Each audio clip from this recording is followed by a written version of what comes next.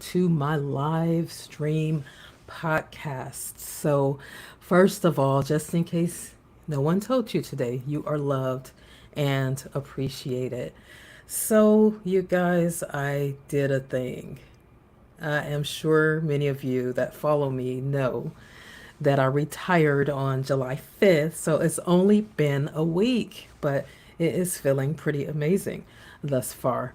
But I wanted to just come live real quick because I'm kind of in this season of pause and okay with it. I'm totally okay with it. But I wanted to just really celebrate. I thought I would actually name this particular podcast Embracing New Beginnings, Seasons of Transition in Life and in Leadership. And the word transition is really what I'm after because I'm in a bit of a transition, a glorious transition, but it's still transition. And I wanted to kind of speak to that a little bit and just to update you guys on what I am doing right now. And right now, I am just pausing and enjoying the moment. So, I have been in the nursing profession for 32 years because I got my nursing degree in 2000, no, 1993. And so I have been, I was in the military for 3 years and then transitioned and became a nursing assistant, LVN. I went up the track. But I am just excited that we have a profession that we can do pretty much anything whatsoever. And so in 2020, most of you guys know the reason why I started this podcast really it originated from an idea in 2020. And I actually physically started it, however, in 2022. So July 2022 on the 2nd was my first actually trailer that went out. And then on, let's see, I think on the 10th, my first actual guest that I interviewed was the one and only Shola Richards. And he was off the hook. He really was. And what was really significant about Shola being actually on the podcast was because I was kind of in that mode of, oh my gosh, I gotta ask him. I gotta ask him. I had an opportunity to connect with him and while I was doing something else for my organization at the time. And I just took like about 3, 4 minutes. And I'm telling you, he totally was like, Charlene, you need to just do it. You need to just get it done. I told him my desire to start a podcast, and he was so encouraging. So I will never forget him for that. But I have had over 113 episodes. So I am 2 years in as of the 10th, or actually officially the 2nd. And I've had 113 episodes, and I have interviewed some amazing trailblazers and change agents that dared to dream, that dared to disrupt their system or whatever it is in their life and bring forth transformation. So it has been like a really wealthy journey. It has inspired me along the way as I inspire others. I have been so blessed and so honored to have all of these wonderful trailblazers and change agents on my podcast. So I am just celebrating that. Just because Shola's was the first one, I thought I would mention his 3 wisdom gems. And so the first one, because I asked them, can you give us 3 wisdom gems on when the moment does choose someone? What would you give them advice on? And he said, number one, don't ignore it. He talked about how many of us, when that moment does arise, a lot of us kind of like push it down and we don't really listen to that inner voice. We kind of push against it and kind of just gloss over it. And the second one he said is to take action. Nothing significant happens without us taking action. So I love that. And then the third one was to be thoughtful of who you share your dream with. And you know what? I could probably talk all day with that. And I like to describe it like this: we have in financial terms, we have assets, we have liabilities, and we have zero. I heard that from Bishop Jake said sometime several years ago. But those assets in our lives are those people that speak into our lives, our mentors, our pastors, our coaches, those people that actually speak into your life. And then we have those liabilities. Those are the ones that actually suck the very life out of you if you're not careful. And then the zeros, they don't really add to you or take away from you, but a lot of times the ones that don't either do those, they kind of eat at your assets. So that's why he said it's so important for you to be careful with who you share your dream with. Be careful with who you're allowing to speak into your life. So I am truly, truly amazed and excited about everything that I have been able to manifest in this platform with When the Moment Chooses You. There have been some tears, there's been some powerful testimonials, transformational stories, stories of courage and compassionate, courageous conversation. I mean, just literally off the hook. And then, you guys, I also did a thing, retirement. I decided that in January, now I have been talking about retiring, for those of you that don't know me, at least 3 years ago. I felt it in my spirit at least 3 years ago. But I was just talking about it. I was just talking about it. But something happened this year in particular in January where I actually made the decision. So when you make a decision, you have to burn the bridges from the past and actually make a decision. And that's like literally what I did. And it was, and then I began to start talking about it with my team and with the leadership and letting them know that I was going to early retire. And the reason that I decided to early retire, because someone asked me, Charlene, why would you do that when you've been doing amazing work? We're seeing you all over LinkedIn. But you guys, there's something about following the whispers of your heart. And when I say that, sometimes, and you've heard me talk about it if you listen to any of my podcasts, that sometimes there is this sense of unrest that it actually starts bothering you. And see, I think those are moments of transition. Those are those moments. They might not necessarily be comfortable. It may kind of have you in this fix where you're like frustrated, you're irritated, there's something happening, you feel stuck, you feel like something's not happening, there's something that is not quite right. And so you have to determine what that transition is and what that moment is for you. And I recognized in 2021 when I really start being heavy on me, I had to take time off and I had to get quiet so that I can listen. And when I got quiet enough, that's when I found that lovely quote that I love to share. It says by unknown, but it has to be by someone, but it's an amazing quote. And it's, you don't die when your heart stops beating. You die when your heartbeats have no meaning. So that hit me like a ton of bricks. I recognize that, you know what, Charlene, you have got to find joy and meaning with your heartbeats. See, that's that heart whisper. I could keep going and I could keep coasting and I can keep doing what I was doing. But why do that when your heart is trying to tell you there's something else that I want you to do? And then you have a coach over here on this other ear saying, you know what, Charlene, you're hanging around in the swimming pool when it's time for you to jump into the ocean and allow the ocean to pour back in the pool.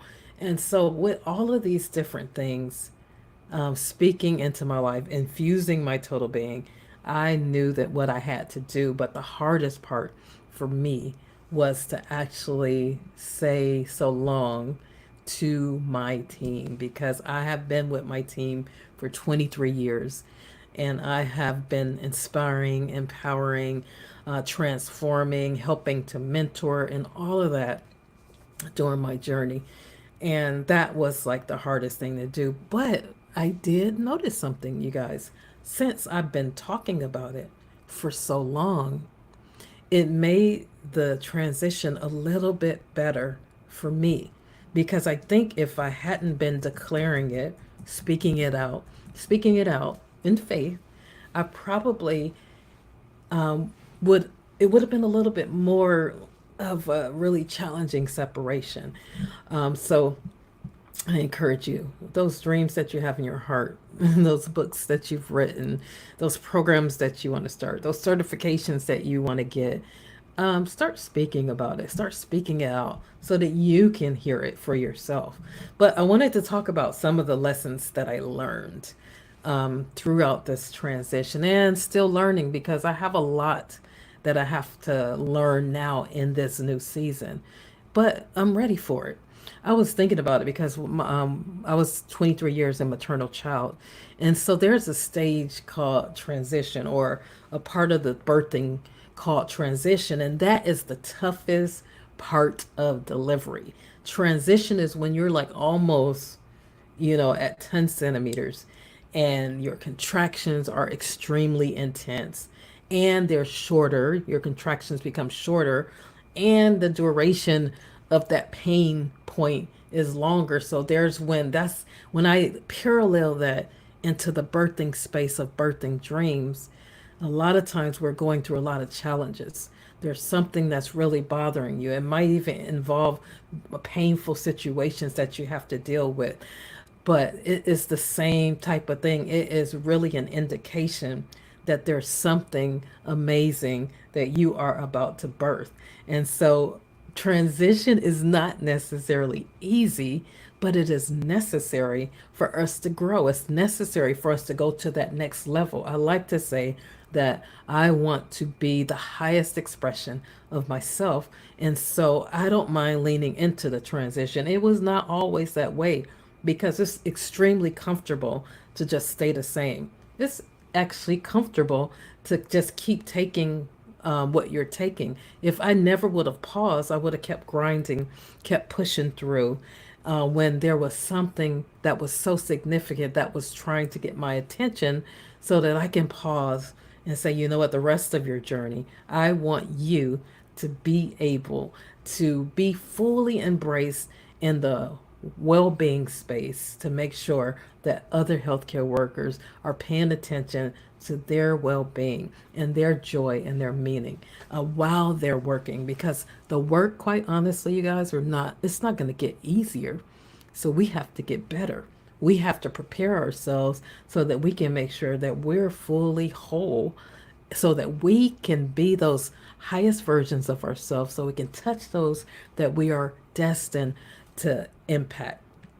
So let me look at some of my lessons. Let's see. Some of my lessons that I have learned. Oh my gosh, there has been so many. First, I am so thankful for my team that I was there with in Southside Kaiser. It was an amazing journey, and so much transformation took place.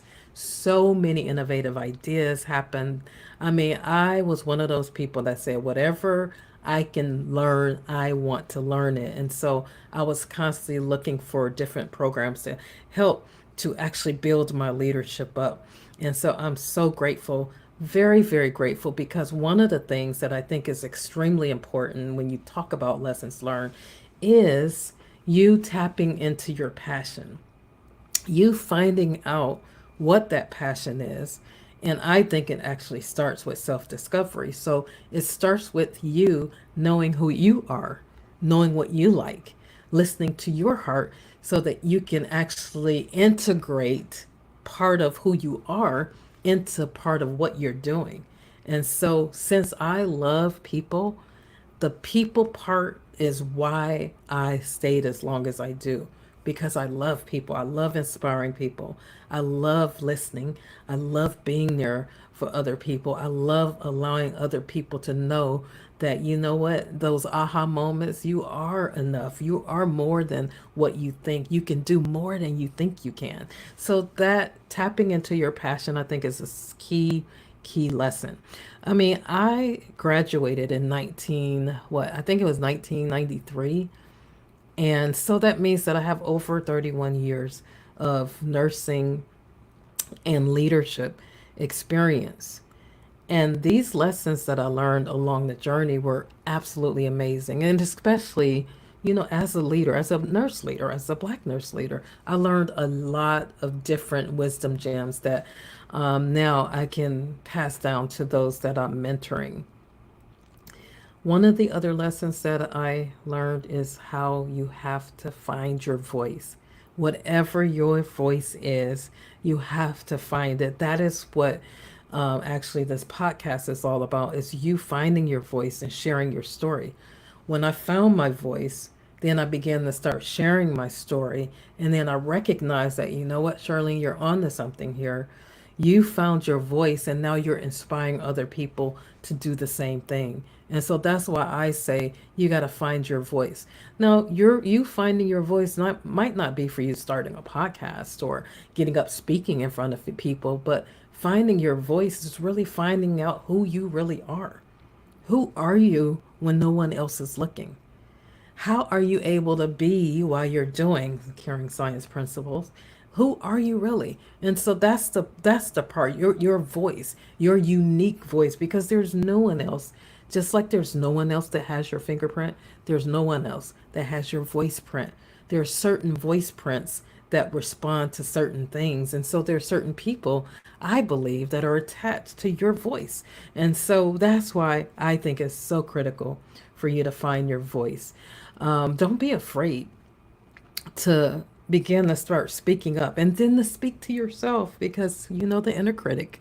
The inner critic likes to speak to you every day to tell you what you can't do or tell you that you're not enough.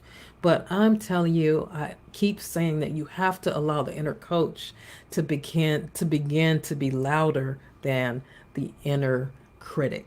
And so that is like a nugget right there. The inner coach has to speak louder than that inner critic that's within you. So find out who you are, and then you find your voice, you share your story, you impact the world, because that's literally what you're doing. I think another lesson that I would love to talk about is, let me see. Yeah, I think so. Being different or unique is okay. You don't have to try to fit in and try to be like anyone else. There's no one else that can duplicate my brushstroke. There's no one else that can duplicate my voice print. There's no one else that has my fingerprint. So I am forbidden to copy other people. I got to be the best me that I can be. So my uniqueness is what makes me valuable. Just like a diamond is rare, the rarer you are, the more valuable you become. So you don't have to fit in, you don't have to copy. You be yourself, your unique, authentic self. And when I say unique, you have a unique fingerprint, you have a unique voice that draws those particular people or resources toward you that you need. And so it's so important for us to understand that our uniqueness is a good thing. Just because you're different doesn't make you less than. Once I recognized that I was okay with me being different, not fitting in, not being a follower, that I was a leader, and I was okay with being my unique, beautiful, lovely self, spreading love everywhere I go, then I was okay, because there was a time when I showed affection, like you're loved and appreciated, that some people didn't like that. They actually didn't even want me to continue saying that. But that's what makes me me. I release love into the atmosphere because we need more love today. So be okay with being different. Don't think there's something wrong with you when you look around and you're the only one. You are unique. You are a designer's original. You are authentic. And so keep being who you are. And the last thing I would say is stay true to yourself. You have to stay true to yourself. You should know yourself more than anybody else. What I found is that many people are so driven and so moved by other people's expectations that they begin to conform to that which that other person wants them to be. And so you really have to be careful there. And you really have to say what, and some of us may not know what that means to be true to ourselves. But being true to yourself is saying that there's something in my heart I want to do. There's something that I want to write. There's something that I want to sing. There's something that I want, but nobody else is supporting me in doing so. So you just do you. Don't try to fit in. Don't try to be like someone else. No comparison. You are unique. You are a designer's original. And so there's only you, one of a kind. No one else can be who you can be. So I hope I drilled that in for you. Let's talk about a little bit. So there's just a few lessons that I learned. Now, one of the hard lessons when you're going through transition is navigating uncertainty. Just like we had to navigate in 2020, all of the uncertainty that we had to deal with, we had to shelter in place. We had to be by ourselves a lot of times. There was not as much with gathering with family members. I mean, we were losing loved ones. I mean, there was so much uncertainty. We didn't know when things were going to open up again. And I mean, it stayed closed for quite some time. And so navigating uncertainty is not the easiest thing to do. Even when you transition to a different role, to a different job, to something else that you've never done before, there are moments of uncertainty. I remember when I finally, I mean, after 3 years of saying, okay, I'm going to early retire, I'm going to early retire, when I finally got at peace with myself and my decision, which really didn't happen, you guys, honestly, until January of 2024. When that peace settled in to my spirit, that's when I was okay with uncertainty. I was okay with not knowing what was going to happen. Even if I have goals set, I have a plan drawn out, but even with not knowing what was going to be next, I was okay with being okay with being uncertain. And the reason I think that is so critical, especially when you're doing something that's really a faith walk, a faith journey, you have to not be afraid of the uncertainty. You have to begin to start actually embracing it and being okay with sitting with that uncertainty, because there is actually a level of peace when you finally make a decision that's going toward your heart. Like if your heart whispers to you to do something and then you actually start moving toward that voice, then that's where that peace comes in. Like that peace, like that passes all understanding, doesn't really make sense, but it's so peaceful that you can navigate through the challenges and all of the inner chatter that tries to come rob you of your peace when you embrace the uncertainty. Nobody knows what's promised for tomorrow, but what I do know is that I'm following my heart. I'm going to step out there and do what my heart is really encouraging me to do. But you have to be okay with uncertainty.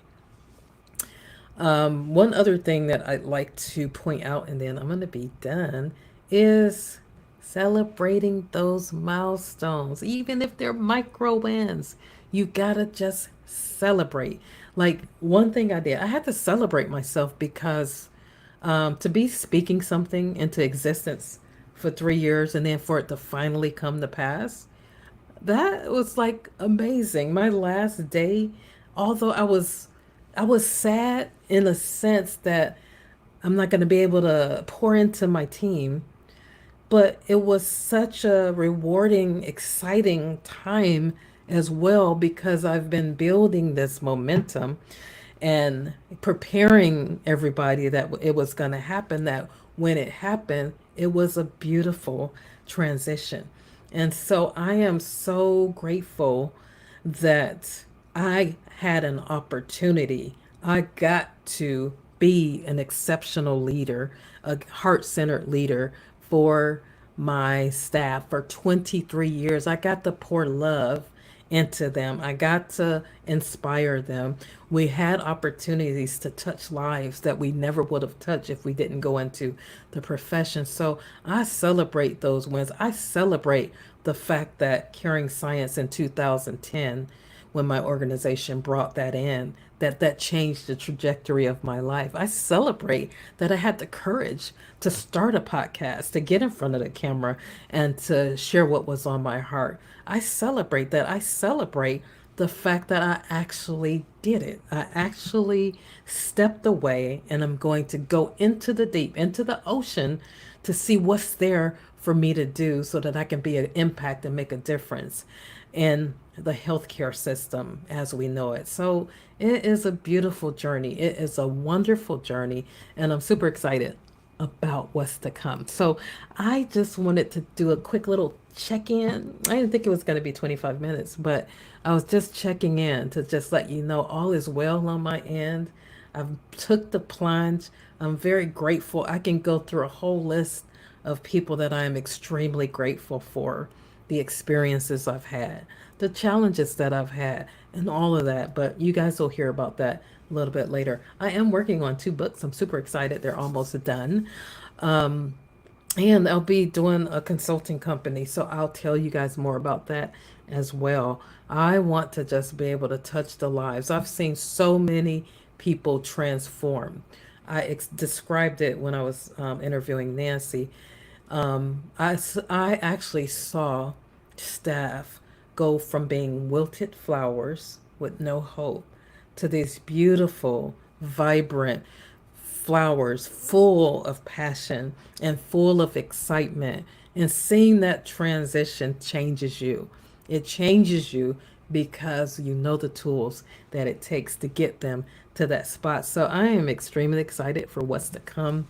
I am so thankful for each and every person that I had an opportunity to interview. I mean, all of the trailblazers and change agents that have said yes to come on my podcast.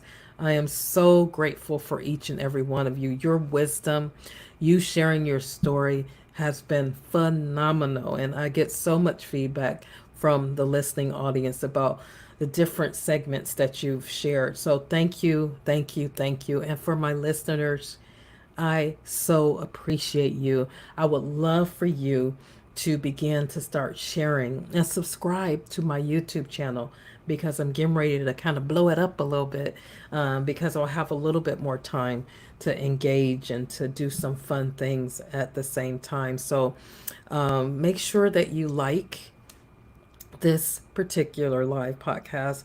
I would actually like to start doing more live podcasts, scheduling it in, and to invite people to come on, and then we actually record the podcast live. That's like my next season. That, in addition to actually going in studio and doing a live recording, is some things on my list for this 3rd season of When the Moment Chooses You. So if you would like to be a guest on the podcast, if you are a change agent, I noticed that my audience tend to be coaches, consultants, healthcare workers, nurses that are knocking it out of the park, that have done different things to enhance nursing. And so anybody is welcome to apply to come on. And it's not really application, it's just a form letting me know what you would like to do. But pretty much trailblazers, change agents that dare to dream, that dare to do something different.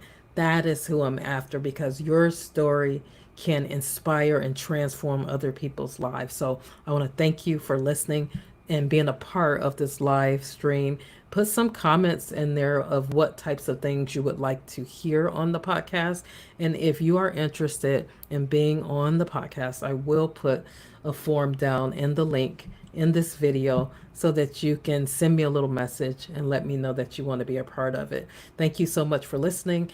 And what will you do when your moment chooses you? You have a nice day now.